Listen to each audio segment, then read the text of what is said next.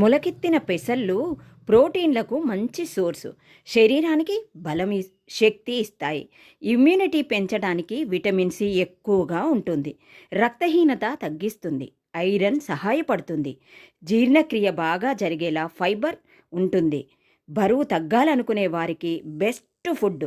Sugar ఉన్నవారికి safe. పిల్లలకు పెద్దలకు అందరికీ ఆరోగ్యకరం. తక్కువ ఆయిల్ టిఫిన్ చేసుకోవచ్చు. ఉదయం టిఫిన్ రోజు మొత్తం ఎనర్జీ ఇస్తుంది. పెద్దవాళ్ళకే కాదు, రోజు ఇడ్లీ, ఉప్మా, వడ, దోశ, ఊతప్ప ఇవి కాకుండా ఇవి ట్రై చేయండి. బలం మనకు శక్తి కావాలి అంటే వారంలో 1-2 సార్లైనా కానీ ఈ నానపెట్టి మొలకెత్తిన పెసర్లతోటి ఇలా టిఫిన్ చేసుకొని తింటే మనకెంతో ఆరోగ్యంగా ఉంటుంది. ఏమంటారు ఫ్రెండ్స్? మీరు కూడా తింటారు, బలంగా ఉంటారు, ఆరోగ్యంగా ఉండాలి, అందరూ బాగుండాలి, అందులో మనం ఉండాలి, అందులో నేనుండాలి అని కోరుకునే వ్యక్తిలో మొట్టమొదటిగా ఉండేది నేనే. Thank you.